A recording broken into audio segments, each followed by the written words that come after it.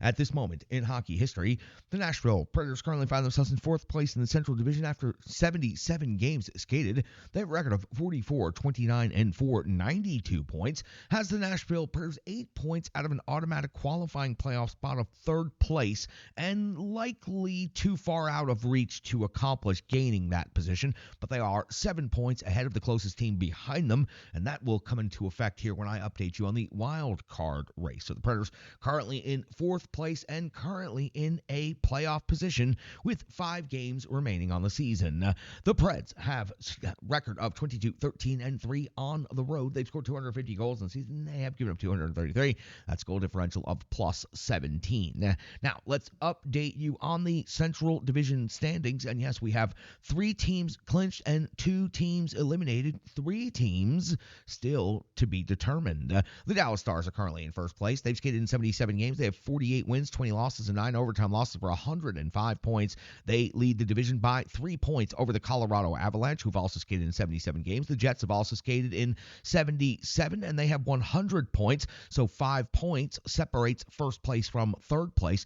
Not as tight as it's been, but it has tightened up a little bit over the weekend. Then you'll find the Nashville Predators in fourth place with 92 points, the first team on the outside of the automatic qualifying spots, looking on the inside. And then you'll find the St. Louis Blues still alive on the season, 85 points, 7 points behind Nashville. The Minnesota Wild have not yet been eliminated, but they are at 11 points back of Nashville and 81 total points on the season. The Arizona Coyotes, Chicago Blackhawks have been eliminated, 69 and 51 points respectively. Now, the wild card race, which is what is the most important thing for the Nashville Predators at this moment in time.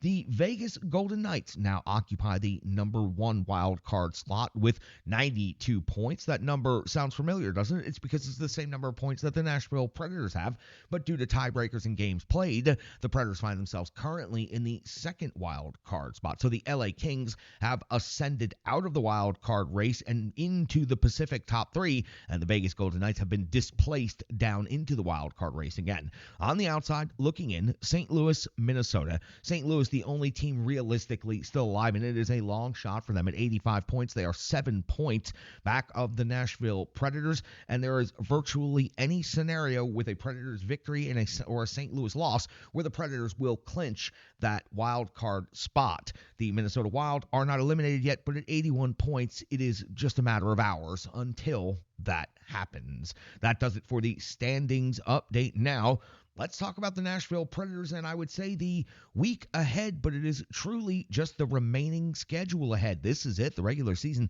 is coming towards its conclusion. Tuesday, after this game in New Jersey, the Predators will be back home against the Winnipeg Jets on Friday, so the Predators will actually have 2 days off in a row. Friday, they'll be at Chicago. Saturday, at home to take on the Columbus Blue Jackets, so another back-to-back before the end of the season. That Columbus game is the last home game of the regular season, so a Saturday night in Nashville will be your last chance to see the Preds in the regular season, at least, on the home rink. And Monday, they close the season in Pittsburgh against the Penguins.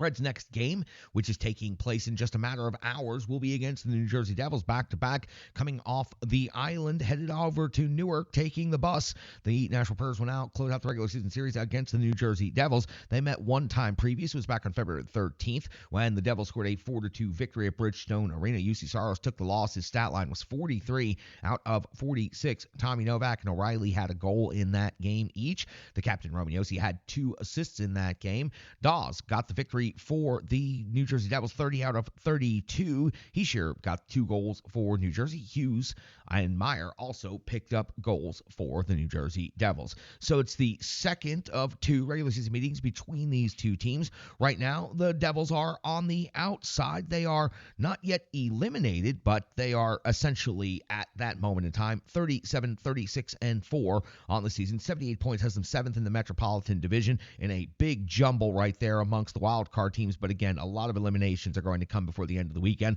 17, 19, and 2 on home ice, 253, 265, goal differential of -12.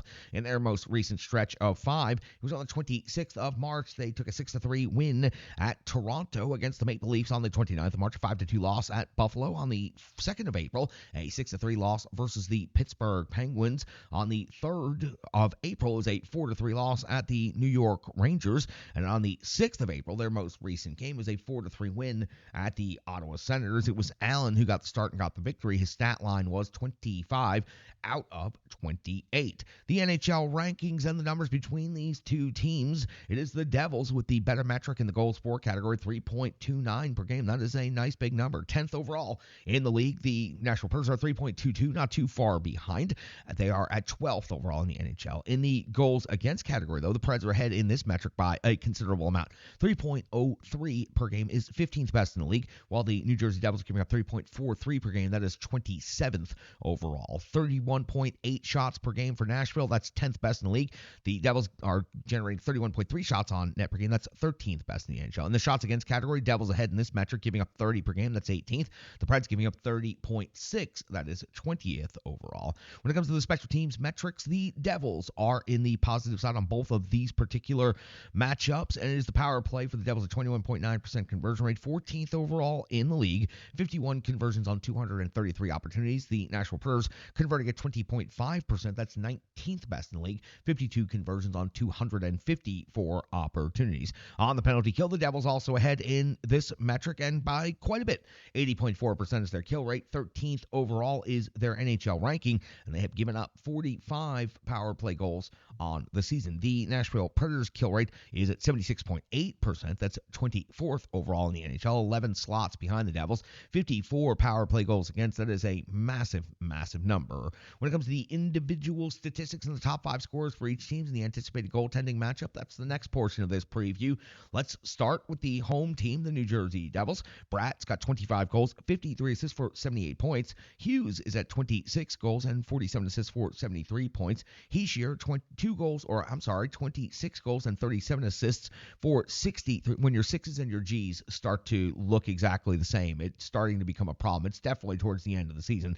Heischier is 26 goals, 37 assists for 63 points. Timo Meier, 25 goals, 23 assists for 48 points. Toffoli, 26 goals and 18 assists for 44 points. So check that out again. Let's go back. 25, 26, 26, 25, 26.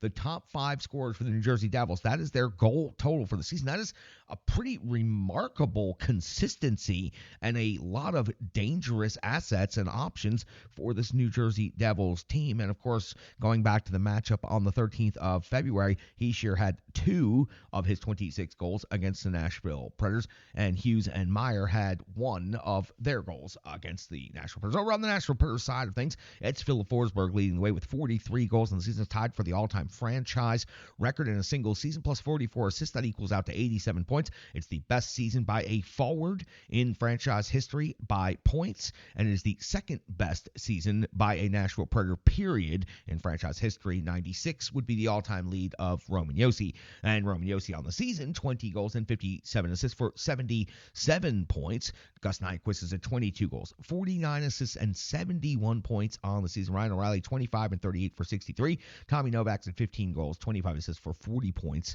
on the season. UC Saros, we know, will get the start because Kevin Lankinen got the start in Long Island in the first of back-to-back. So UC Saros will get the start. 33, 23, and 4 is his record. 908 is the save percentage. 2.82 is his goals against average. 3 shutouts. And in his last game, highly impressive stuff against the St. Louis Blues. Allen for the New Jersey Devils has been a great acquisition. He's 5-4 for New Jersey with a 908 save percentage and a 2.91 goals against average. The Nashville Predators have an opportunity to clinch their playoff spot in Newark, New Jersey later on tonight, and it would be good of them to go ahead and get that done. After all, they have lost 4 of their last 5 games, and they are now out of the wildcard spot that they had been in for quite some time. Plenty of comfort in the bubble that they have between points that they have and the St. Louis Blues chasing them, 7 with just 5 games to go. So the Predators are still well in control of their own destiny, but now they are suddenly in a battle to determine which wild card spot they may end up in. And right now,